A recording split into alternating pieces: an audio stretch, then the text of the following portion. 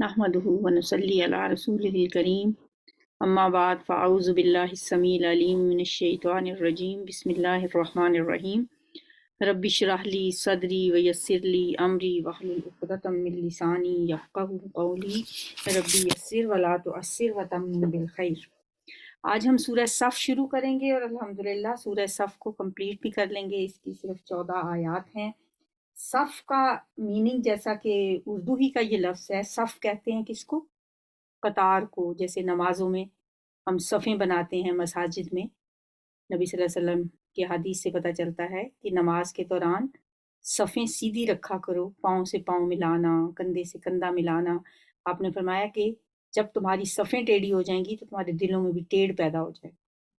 تو یہاں پہ بھی صف کا مطلب ہے میدان جنگ میں سیسا پلائی ہوئی دیوار بن جانا، جیسا کہ اسی صورت کی آیت نمبر 4 میں ہے، یقاتلون فی سبیلہ صفا کأنہم بنیان مرصوص۔ وہ اللہ کے رستے میں صف باندھ کے اس طرح لڑتے ہیں گویا کہ وہ سیسا پلائی ہوئی دیوار ہوں۔ تو یہ اس کیا نام کی وجہ ہے کہ اس کے اندر یہ لفظ آیا ہے اس صورت کے اندر۔ اس کے زمانے نزول کا جہاں تک تعلق ہے تو وہ جنگ بدر جو 3 ہجری میں ہوئی، اس کے آگے پیچھے یہ صورت نازل ہوئی ہے۔ اور جو اس کے مضامین ہیں، جو اس کا موضوع ہے، وہ ہے مسلمانوں کو ایمان میں خلوص اختیار کرنے اور اللہ کی راہ میں جان لڑانے پر موٹیویٹ کرنا، مسلمانوں کو ابھارنا۔ اس میں کمزور ایمان کے مسلمانوں کو بھی مخاطب کیا گیا ہے، اور ان لوگوں کو بھی جو ایمان کا جھوٹا دعویٰ کر کے اسلام میں داخل ہو گئے تھے، اور ان لوگوں کو بھی مخاطب کیا گیا ہے جو سچے پکے اور مخلص مسلمان تھے۔ شروع کرتے ہیں جی سورت۔ بسم اللہ الرحمن الرحیم۔ سبح للہ ما فی السماوات و ما فی الارض۔ تسبیح بیان کی، سبح فعل ماضی ہے، کس نے، کس کی تسبیح؟ للہ اللہ کی۔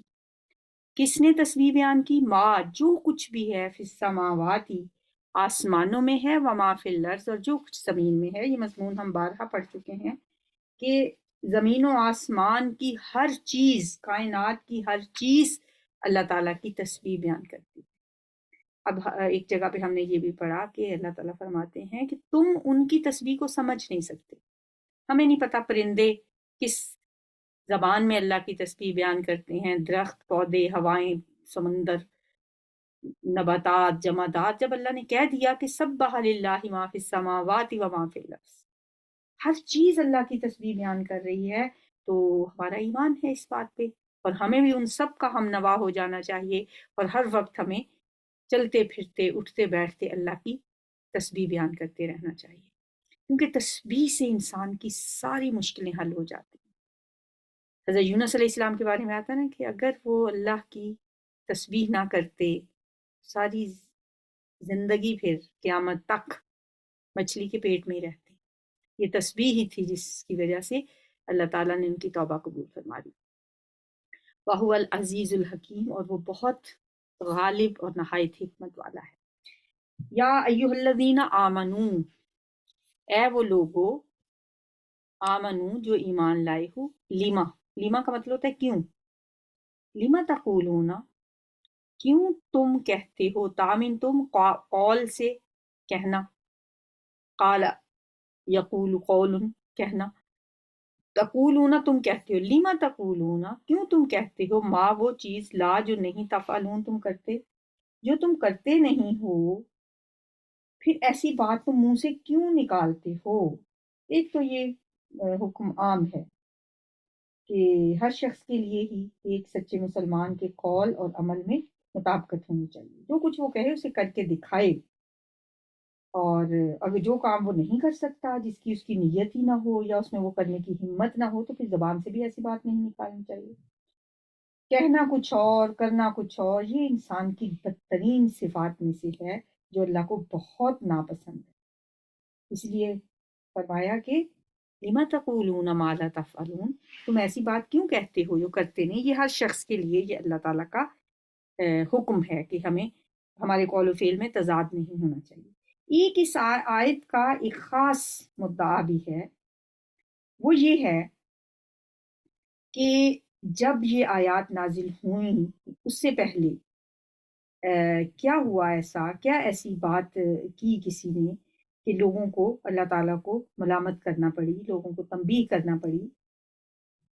یہ ان لوگوں کو کہا جا رہا ہے جو اللہ کے لیے، اسلام کے لیے تن من دھن کی بازی لگانے کے بڑے بڑے وعدے کرتے تھے، لیکن جب آزمائش کا وقت آتا تو پھر بھاگ جاتے۔ ایسے کمزور ایمان والے لوگوں کی اس کمزوری پر قرآن میں اور جگہوں پہ بھی گرفت کی گئی ہے۔ سورہ نساء میں آتا ہے، تم نے ان لوگوں کو بھی دیکھا جن سے کہا گیا تھا کہ اپنے ہاتھ روکے رکھو اور نماز قائم کرو اور زکوٰۃ دو، اب جو انہیں لڑائی کا حکم دیا گیا تو ان میں سے ایک گروہ کا یہ حال ہے کہ وہ لوگوں سے ایسے ڈر رہے ہیں جیسا اللہ سے ڈرنا چاہیے، یا اس سے بھی کچھ بڑھ کے ڈرتے ہیں، اور وہ کہتے ہیں اے اللہ یہ ہم پر لڑائی کا حکم کیوں لکھ دیا گیا، کیوں نہ ہمیں ابھی کچھ اور مہلت دے دی گئی۔ اسی طرح سورہ محمد میں بھی اس کی بھی آیت نمبر 20 میں ایسے ہی لوگوں کے بارے میں فرمایا گیا ہے کہ جو لوگ ایمان لائے وہ کہہ رہے تھے کہ کوئی صورت کیوں نہیں نازل کی جاتی جس میں جنگ کا حکم دیا جائے، یعنی جب تک جہاد فرض نہیں ہوا تھا اس وقت وہ ایسی باتیں کرتے تھے، مگر جب ایک محکم صورت نازل کر دی گئی جس میں جہاد کا ذکر تھا تو تم نے دیکھا کہ جن کے دلوں میں بیماری تھی وہ تمہاری طرف اس طرح دیکھ رہے ہیں جیسے کسی پر موت چھا گئی ہو۔ اب ظاہر ہے جنگ احد کے موقع پہ یہ کمزوریاں خاص طور پہ نمایاں ہو کر سامنے آئیں۔ پیچھے سورہ آل عمران میں بھی ہم نے ان کے بارے میں پڑھا۔ ان آیات کی شان نزول کے بارے میں مفسرین کہتے ہیں کہ ان میں ان کمزوریوں ہی کی مختلف صورتیں بیان کی ہیں جن پر یہاں گرفت کی گئی ہے۔ حضرت ابن عباس فرماتے ہیں کہ جہاد فرض ہونے سے پہلے مسلمانوں میں سے کچھ لوگ ایسے تھے جو کہتے تھے کاش ہمیں وہ عمل پتہ چل جائے جو اللہ کو سب سے زیادہ محبوب ہے تو ہم وہی کریں، مگر جب انہیں بتایا گیا کہ وہ عمل جہاد ہے، جہاد اللہ نے فرض کر دیا، تو ان پر اپنی اس بات کو پورا کرنا بہت مشکل ان کو لگا، بہت شاق گزرا ان پہ۔ تو اس وجہ سے یہاں اللہ تعالیٰ ان سے فرما رہے ہیں کہ لما تقولون ما لا تفعلون، جو باتیں تم کرتے تھے، کہہ رہے تھے ہمیں پتہ چل جائے کہ اللہ کو کیا پسند ہے تو ہم وہی کریں، تو اب جب تمہیں بتایا گیا کہ اللہ کو جہاد فرض ہے، اب تمہیں جہاد بہت گناہ تم پہ گزر رہا ہے۔ تو کبر مقتا عند اللہ، یہ بہت بڑی بات ہے، مقتن ناراضی کے لحاظ سے، ناراضگی کے لحاظ سے، یعنی اللہ تعالیٰ کی کو ناراض کرنے والی باتوں میں سے یہ بات بہت بڑی ہے عند اللہ، اللہ کے نزدیک۔ کون سی بات؟ ان تقولو، یہ کہ تم کہو، ما لا تفعلون، جو تم کرتے نہیں۔ اللہ کو یہ بات بہت بری لگتی ہے، بہت ناپسند آتی ہے، اللہ اس سے بہت ناراض ہوتا ہے کہ کوئی شخص ایسی بات کہے جو وہ کرتا نہیں۔ مثلا قول و فعل میں تضاد، ہم اپنے اندر جھانک کے دیکھیں، ہمارے اندر بھی بہت سی ایسی باتیں ہیں کہ دوسروں کو ہم نصیحتیں کرتے رہتے ہیں، ایسے کر لیں ایسے کریں، اور خود وہی کام کرتے ہیں۔ خاص طور پہ بچوں کے معاملے میں بچوں کو ہم کہیں گے یہ نہ کرو، کسی کی برائی نہ کرو، جھوٹ نہ بولو، اور ان کے سامنے ہم برائیاں بھی دوسروں کی کر رہے ہوتے ہیں، جھوٹ بھی بول رہے ہوتے ہیں۔ تو بچے ہماری زبان، ہمارے الفاظ کو نہیں دیکھتے، وہ ہمارے عمل کو دیکھتے ہیں، جو ہم کر رہے ہوتے ہیں بس وہ سمجھتے ہیں یہ اتنی بھی بری بات نہیں، اگر اتنی بری بات ہو تو یہ خود تو نہ کریں۔ تو قول و فعل میں تضاد ایک بہت بڑی بیماری ہے، ہمیں اس سے اپنے آپ کو بچانا ہے، اپنا جائزہ لینا ہے کہ کہیں ہمارے قول و فعل میں تضاد تو نہیں ہے۔ اب پھر اللہ کو یہ تو بہت ناپسند ہے، کبر مقتا عند اللہ، تو پھر اللہ کو پسند کیا ہے؟ ان اللہ یحب الذین یقاتلون فی سبیلہ صفا، بے شک اللہ کو پسند ہیں وہ لوگ، یا اللہ محبت کرتا ہے ان لوگوں سے، جیسے کہ انہوں نے کہا تھا کہ اللہ ہمیں بتا دینا کہ اللہ کو کیا پسند ہے، اللہ کن لوگوں سے محبت کرتا ہے تو ہم وہی کام کر لیا کریں۔ تو اللہ نے فرما دیا، بتا دیا، بے شک اللہ محبت کرتا ہے، یحب الذین، وہ محبت کرتا ہے ان لوگوں سے، یقاتلون، جو لڑتے ہیں، فی سبیلہ، اس کے رستے میں، صفا، صف باندھ کر۔ کیسے صف باندھ کر؟ کأنہم، گویا کہ وہ بنیان مرصوص، وہ سیسا پلائی ہوئی دیوار ہوں، ایسی صف باندھ کے لڑتے ہیں کہ گویا وہ سیسا پلائی ہوئی دیوار ہوں۔ سیسا پلائی ہوئی دیوار کیا ہوتی ہے؟ کنکریٹ وال کو کہتے ہیں۔ سورہ کہف میں بھی آتا ہے کہ ذوالقرنین نے یاجوج ماجوج سے بچنے کے لیے جو دیوار بنائی تھی، تو اس نے اس کے میں فرمایا تھا، آتا ہے کہ لاؤ پھر مجھے تانبا میں اس کے اندر ڈال دوں، یعنی وہ دیواروں کو بنانے کے بعد 2 دیواریں بیچ میں پگھلا ہوا تانبا ڈالا گیا، تو اسی لیے اسے سیسا پلائی ہوئی دیوار کہتے ہیں۔ تو بنیان مرصوص کا مطلب ہوا سیسا پلائی ہوئی دیوار، یعنی ایسی دیوار جس میں 2 دیواروں کے بیچ میں پگھلا کے سیسا ڈال دیا گیا۔ یعنی مومن اللہ کے راستے میں ایسے جنگ کرتے ہیں، ایسے جہاد کرتے ہیں، ایسی مضبوطی کے ساتھ وہ جم کے کھڑے ہو جاتے ہیں کہ گویا کہ وہ سیسا پلائی ہوئی دیوار ہیں۔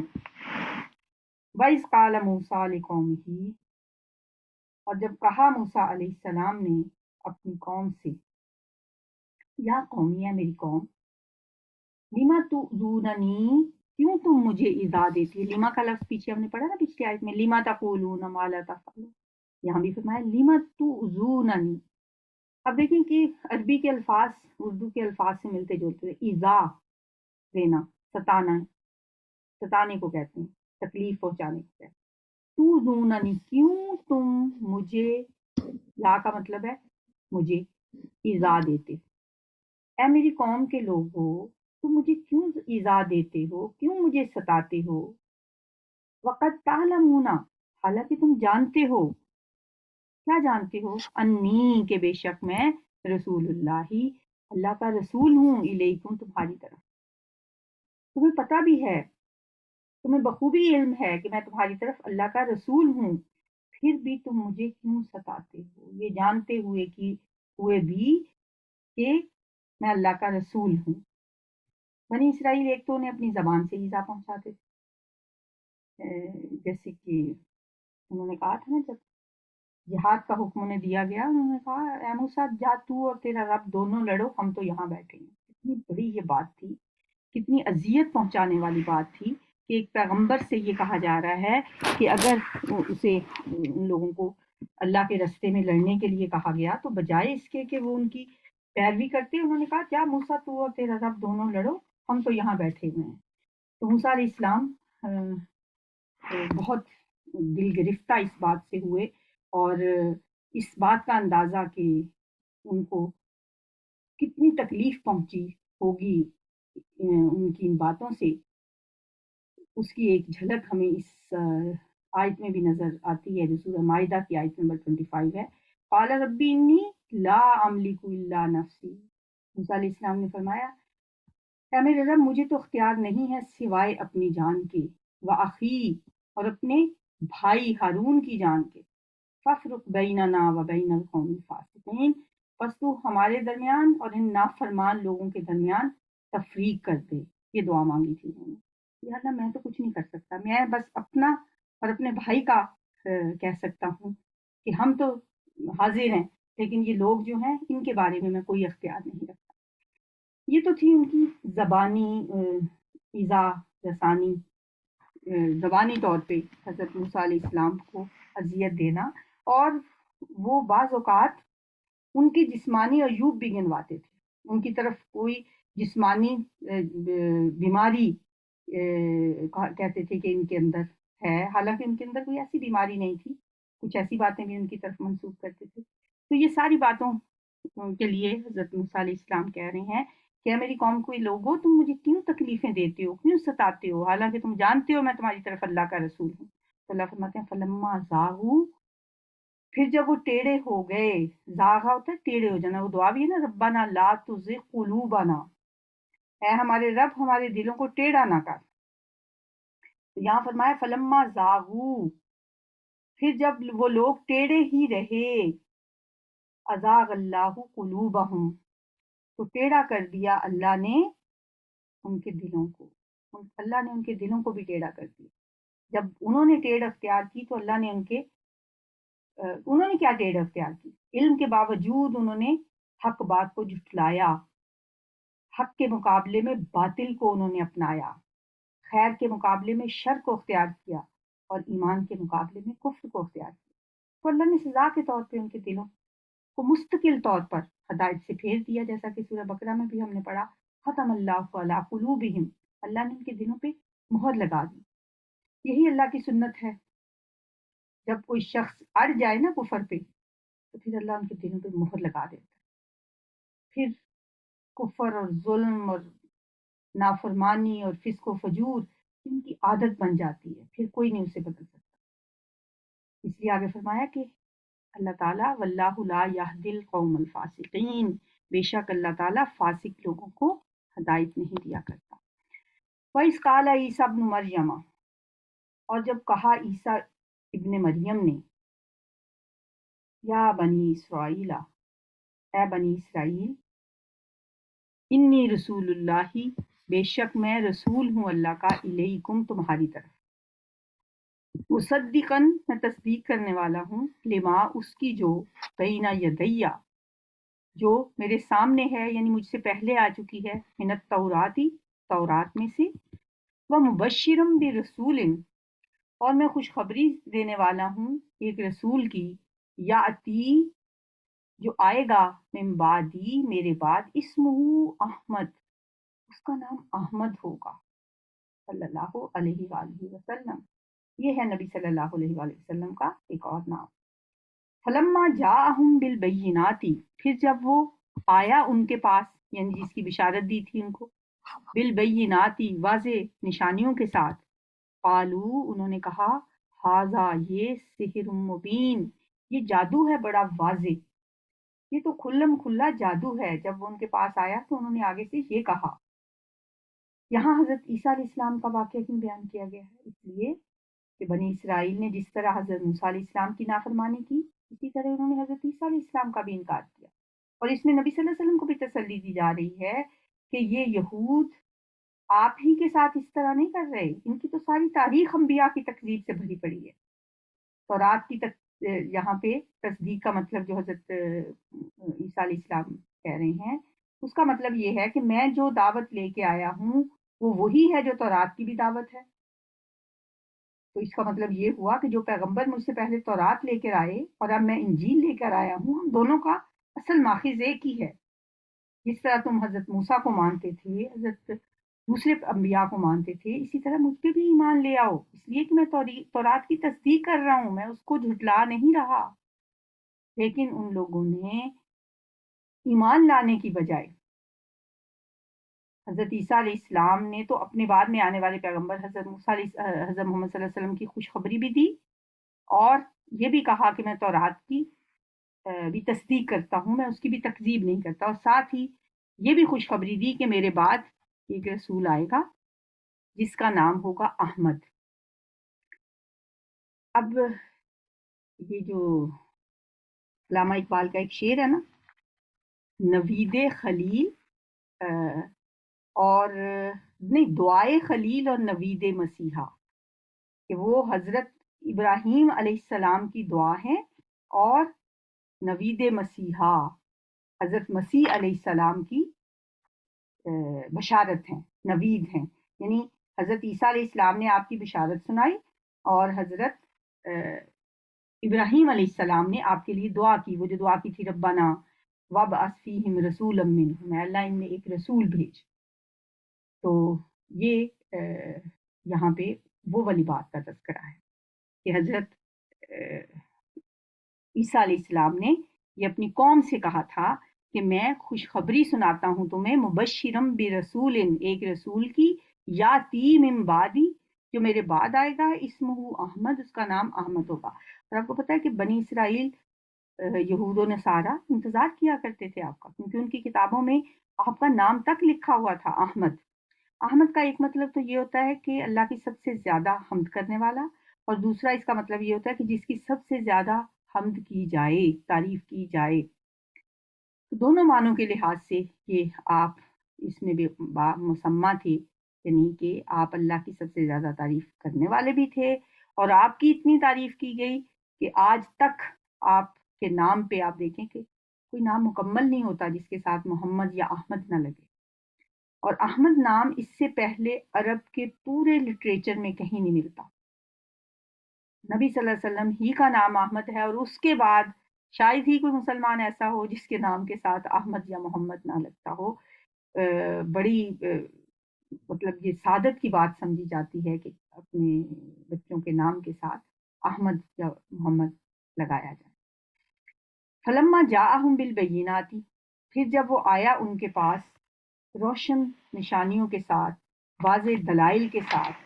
اب اس سے مراد حضرت عیسیٰ علیہ السلام بھی ہو سکتے ہیں کہ حضرت عیسیٰ علیہ السلام جب اپنے معجزات لے کر آئے اور انہوں نے اپنے معجزات پیش کیے تو لوگوں نے کہا کہ یہ تو جادو ہے، قالوا ھذا سحر مبین، انہوں نے اس کو جادو قرار دے دیا۔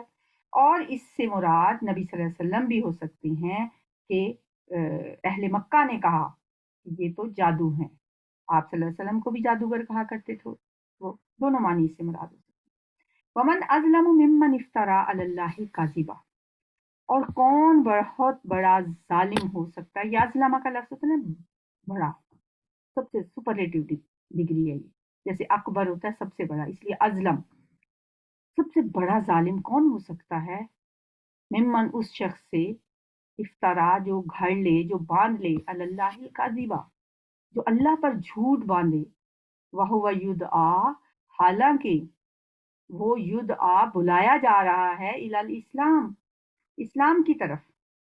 اس شخص سے زیادہ ظالم کون ہوگا جو اللہ پر جھوٹ باندھے حالانکہ وہ اسلام کی طرف بلایا جاتا ہے، یعنی اللہ کی اولاد قرار دینا یہ بھی جھوٹ ہے، یا جو جانور اس نے حرام قرار نہیں دیے ان کو حرام قرار دے دینا یہ بھی جھوٹ ہے، اللہ پر کوئی بھی بات ایسی کہنا جو اللہ نے نہیں فرمائی تو یہ اللہ پہ افترا باندھنا ہے۔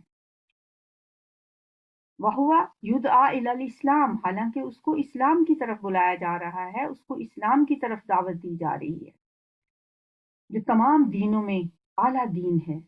جو شخص ایسا کرتا ہے اس کو ایسا نہیں کرنا چاہیے، اور یہ جس شخص کو اسلام کی طرف بلایا جا رہا ہو اس کو یہ بات زیب بھی نہیں دیتی کہ وہ کسی پہ جھوٹ گھڑے اور خاص طور پہ اللہ پہ افطرا گھڑے۔ واللہ لا یہدی القوم الظالمین، اور اللہ ایسے ظالم لوگوں کو ہدایت نہیں دیتا۔ یریدونا وہ چاہتے ہیں، ارادہ یریدو ارادتن کیا ہوتا ہے چاہنا، ارادہ کرنا، کیا چاہتے ہیں، لیطفئوا تاکہ وہ بجھا دیں، نور اللہ اللہ کے نور کو، وہ اللہ کے نور کو بجھا دینا چاہتے ہیں، کس کے ساتھ، بِأَفْوَاهِهِمْ اپنے منہوں سے، یعنی پھونکوں سے۔ نور کیا ہے، قرآن بھی نور ہے، اسلام بھی نور ہے، نبی صلی اللہ علیہ وآلہ وسلم بھی، یہ ان تمام چیزوں کو، اسلام کو، قرآن کو اور نبی صلی اللہ علیہ وسلم کو، آپ کی تعلیمات کو، آپ کے دلائل کو، آپ کے براہین کو وہ منہ سے بجھا دینا چاہتے ہیں، یعنی وہ تان و تشنیع کی باتیں کر کے جو ان کے منہ سے نکلتی ہیں ان کے ذریعے وہ چاہتے ہیں، بہت سی باتیں وہ ایسے کرتے تھے اسلام کے خلاف، مسلمانوں کے خلاف، اللہ فرماتے ہیں یہ چاہتے ہیں کہ اللہ کے نور کو پھونکوں سے بجھا دیں، پھونکوں سے یہ چراغ بجھایا نہ جائے، ایک شعر بھی ہے نا، نور خدا ہے کفر کی حرکت پہ خندہ زن، پھونکوں سے یہ چراغ بجھایا نہ جائے۔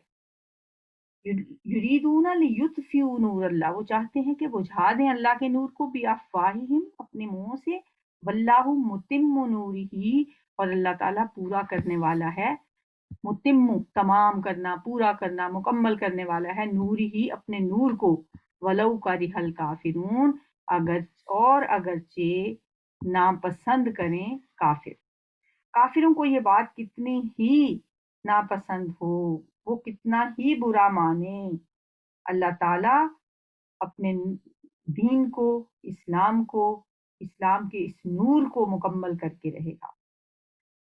هو الذی وہی ہے جس نے، ارسلہ بھیجا، رسولہ اپنے رسول کو، بالہدا ہدایت کے ساتھ، ودین الحق اور دین حق کے ساتھ، لیظہرہ تاکہ وہ غالب کر دے اس کو، علی الدین کلی تمام مذاہب پر، تمام ادیان پر، ولو کرہ المشرکون اور اگرچہ مشرک کتنا ہی اس بات کو ناپسند کیوں نہ کرے۔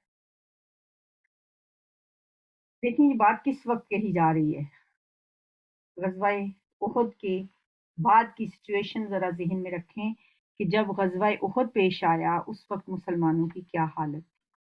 اس وقت مسلمانوں کو لوگوں کی نظروں میں ایک وہ تو شیر ہو گئے تھے مسلمانوں کو جو ایک وقتی شکست ہوئی، اس کے بعد تو کفار یہ سمجھتے تھے کہ اب تو ہم ان کو دبا لیں گے، لیکن اس وقت اللہ یہ فرما رہے ہیں کہ اس نے اپنے رسول کو ہدایت اور دین حق کے ساتھ اس لیے بھیجا ہے کہ لِيُظْهِرَهُ عَلَى الدِّينِ كُلِّهِ، اسے تمام ادیان پہ غالب کر دے۔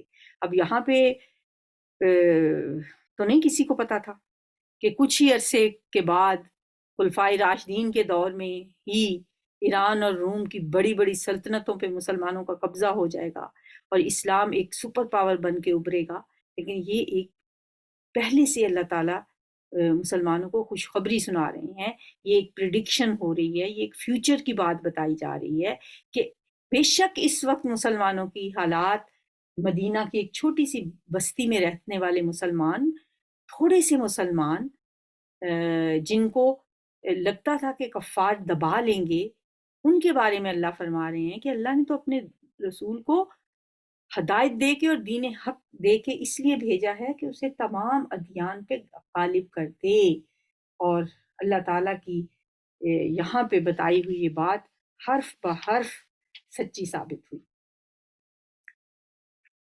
یا ایھا الذین آمنو، اے وہ لوگو جو ایمان لائے ہو، هل ادلکم علی تجارت، کیا میں بتاؤں تمہیں ایک ایسی تجارت، ادلکم دلالت کرنا، رہنمائی کرنا، کیا میں تمہاری رہنمائی کروں ایک ایسی تجارت کی طرف، تنجیکم جو تمہیں نجات دے گی، جو تمہیں بچا لے گی، من عذاب علیم دردناک عذاب سے۔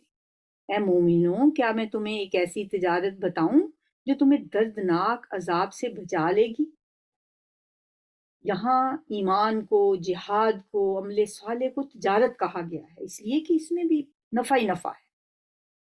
جس طرح تجارت میں نفع ہوتا ہے نا انسان کو، تو یہ جو تجارت بتائی گئی ہے یہ بھی بڑی نفع بخش تجارت ہے۔ وہ نفع کیا ہوا ہے؟ وہ جنت میں داخلہ ہے، وہ جہنم سے نجات ہے۔ اس سے بڑا فائدہ کیا ہو سکتا ہے، اس سے بڑی نفع کی بات کیا ہو سکتی ہے کہ انسان کو جنت مل جائے۔ ایک جگہ پہ سورۃ توبہ میں اللہ فرماتے ہیں ان اللہ اشتری من المؤمنین انفسهم واموالهم بان لهم الجنہ، اللہ نے مومنوں سے ان کی جانیں اور مال خرید لیے ہیں جنت کے بدلے میں، یعنی ان سے ان کی جانوں اور مالوں کا سودا جنت کے بدلے میں کر لیا ہے۔ ایک اور جگہ پہ اللہ تعالیٰ فرماتے ہیں کہ تؤمنون باللہ ورسولہ، تم ایمان لاؤ اللہ پر۔ اب وہ جو سودا ہے نا، وہ جو تجارت ہے وہ کیا ہے؟ تؤمنون باللہ ورسولہ، تم ایمان لاؤ اللہ پر اور اس کے رسول پر، وتجاہدون فی سبیل اللہ، اور تم جہاد کرو اللہ کے رستے میں، باموالکم اپنے مالوں کے ساتھ، وانفسکم اور اپنی جانوں کے ساتھ۔ یہ ہے سودا۔ ذالکم خیر لکم، یہ بہت بہتر ہے تمہارے لیے، ان کنتم تعلمون، اگر تم جانتے ہو۔ تمہیں پتہ بھی ہے یہ کتنی بہتر چیز ہے۔ کیا کرنا؟ ایمان لانا، نمبر 1، تؤمنون باللہ ورسولہ، اللہ اور اس کے رسول پہ ایمان لے آؤ، پہلا کام تو یہ کرو۔ دوسرا کیا کرو؟ اللہ کی راہ میں اپنے مال اور اپنی جانوں سے جہاد کرو۔ اگر تمہیں پتہ ہو یہ بہت نفع کا سودا ہے، ذالکم خیر لکم ان کنتم تعلمون، اگر تمہیں علم ہو تو یہ بہت ہی بہتر ہے تمہارے لیے۔ کیا ملے گا تمہیں اس کے صلے میں؟ یغفر لکم، وہ بخش دے گا تمہارے، ذنوبکم تمہارے گناہوں کو، ذنبن گناہ کو کہتے ہیں نا، اللہم اغفر لی ذنبی، اے اللہ میرے گناہ معاف کر دے، تو ذنبن سے ذنوب، ذنوبکم تمہارے گناہوں کو بخش دے گا جب تم ایسا کرو گے۔ کیسا؟ ایمان باللہ، ایمان رسول، اور جہاد کرنا اللہ کے راستے میں اپنے مالوں اور جانوں کے ساتھ، پھر وہ تمہارے گناہ بخش دے گا۔ وَيُدْخِلْكُمْ، اور وہ تمہیں داخل کرے گا، جنات، ایسی جنتوں میں، ایسے باغات میں، تجری کے بہتی ہیں، من تحتها الانہار، جن کے نیچے سے نہریں، ایسی جنتوں میں تمہیں پہنچائے گا جن کے نیچے نہریں جاری ہوں گی۔ वमसाकिन तय्यबतन, और साफ सुथरे घरों में, फी जन्नाति अदन, जो जन्नत अदन में होंगे, अदन की जन्नतों में जो मसाकिन तय्यबतन होंगे, पाकीज़ा घर होंगे, उनमें तुम्हें दाखिल कर देगा। और ये जन्नत में दाखिला कोई छोटी बात नहीं। तालिकल फौजुल अजीम, ये बहुत बड़ी कामयाबी है। ये तिजारत जो तुम्हें बताई गई है, इसके नतीजे में जो कुछ तुम्हें मिलेगा, ये तो बहुत अजीम कामयाबी होगी। ये तो तुम्हें मिलेगा आखिरत में। ये तो है उधार का सौदा। ये तो मिलेगा मरने के बाद, दुनिया में भी कुछ मिलेगा। वह उखरा, और एक और चीज है, उखरा, दूसरी चीज भी है। तो हिब्बूनहा, कि तुम उसे पसंद करते हो। तुम्हारी सारी मोहब्बतें तो उसी के लिए हैं जो तुम्हें नकद में चाहिए। तो हिब्बूनहा, जिसे तुम पसंद करते हो, वो क्या है? नस्रुम मिनल्लाहि व फतहुन करीब, मदद अल्लाह की तरफ से, व फतहुन करीब, और करीबी फतह। फौरन ही मैदान जंग में जो फतह की खुशखबरी है, तुम तो ये चाहते हो ना। फिर उसमें माले गनीमत भी मिलता है, उसमें जान भी बचती है, इंसान गाजी बन के लौटता है। तुम्हें तो ये चाहिए, ये भी मिलेगा। व उखरा, एक और चीज भी है। तो हिब्बूनहा, जो तुम्हें पसंद है, जिसकी तुम्हें तलब है, वो है नस्र मिनल्लाहि व फतहुन करीब, वबशिरिल मोमिनीन, मोमिनों को खुशखबरी सुना दो। मुसलमानों को, मोमिनों को खुशखबरी दे दो इन चीजों की भी, कि करीबी फतह भी मिलेगी। जब तुम उसकी राह में लड़ोगे, उसके दीन की मदद करोगे, तो वो भी तुम्हें फतह और नुसरत से हमकिनार कर देगा। इन तंसुरुल्लाह यंसुरकुम व युसब्बित अक़दामकुम, सूरह मोहम्मद में आता है। अगर तुम अल्लाह की मदद करोगे, यानी अल्लाह के दीन की मदद करोगे, यंसुरकुम, वो तुम्हें तुम्हारी मदद करेगा और तुम्हारे कदम जमा देगा। एक और मौके पे फरमाया गया, वाला यंसुरन्नल्लाहु मन यंसुरुहु इन्नल्लाह लक़विय्युन अज़ीज़, जरूर ब जरूर अल्लाह मदद करेगा उस शख्स की जो उसके दीन की मदद करे। बेशक अल्लाह ताला बहुत जोरावर और गलबे वाला है। तो ये भी मिलेगा, आखिरत की कामयाबी भी, दुनिया में भी। या अय्युहल्लज़ीना आमनू, है ईमान वालो, कूनू अंसार अल्लाह, अल्लाह के मददगार बन जाओ।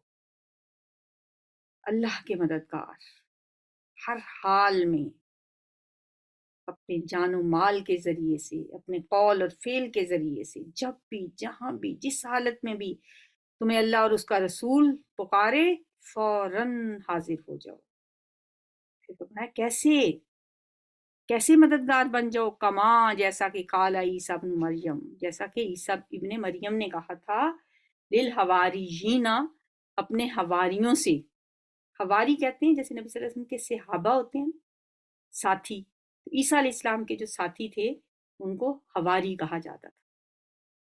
ऐ मुसलमानों, तुम भी नबी सल्लल्लाहु अलैहि वसल्लम के ऐसे ही मददगार बन जाओ, जैसे ईसा अलैहिस्सलाम ने अपने हवारियों से कहा था, मन अंसारी इलल्लाह, कौन मेरी मदद करेगा अल्लाह की तरफ?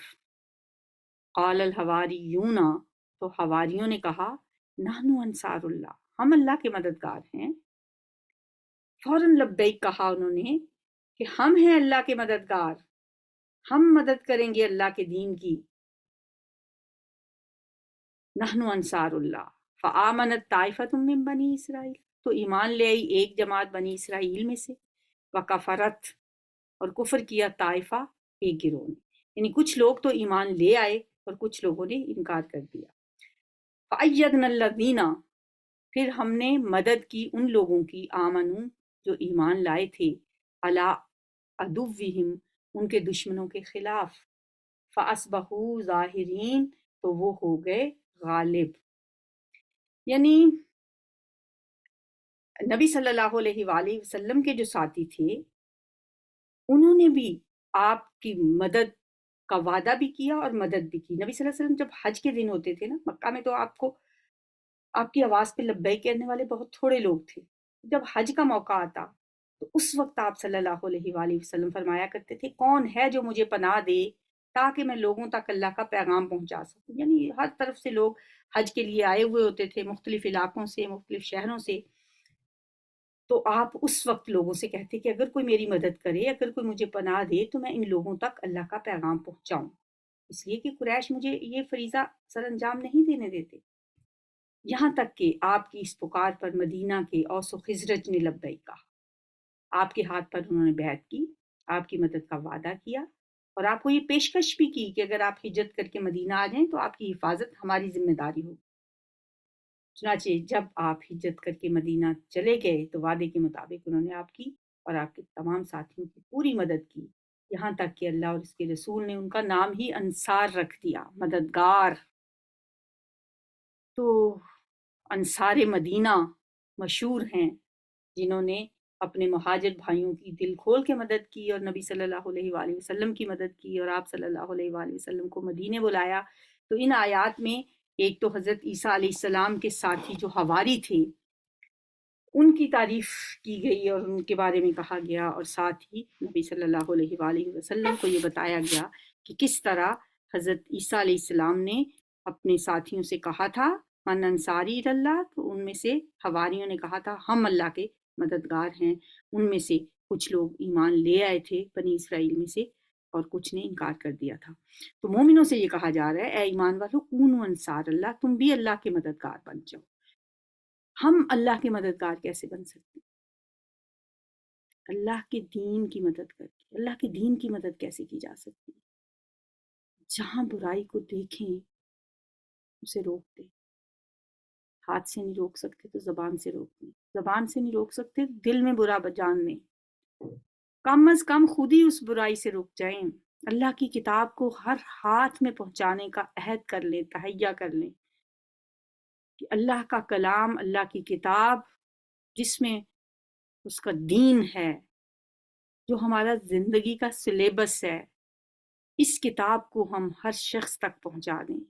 یہی اللہ کے دین کی مدد ہم اب ہر شخص اپنی اپنی کیپیسٹی کے مطابق کر سکتا ہے نا، تو ہم تو یہی کر سکتے ہیں کہ اللہ کی کتاب کو ہر شخص تک پہنچا دیں۔ اللہ تعالیٰ سے دعا ہے کہ وہ ہمیں اس وعدے پہ، اس عہد پہ جو ابھی ہم بات کر رہے ہیں کہ ہم اللہ کے دین کی اس طرح سے مدد کریں گے، اللہ تعالیٰ ہمیں اس میں سرخرو کرے، اللہ ہمیں توفیق عطا فرمائے کہ ہم یہ کر سکیں۔ چلیں جی، الحمدللہ ہماری سورہ صف ایک ہی گو میں مکمل ہو گئی۔ سبحانک اللہم و بحمدک نشہد ان لا الہ الا انت نستغفرک و نتوب الیک۔ السلام علیکم۔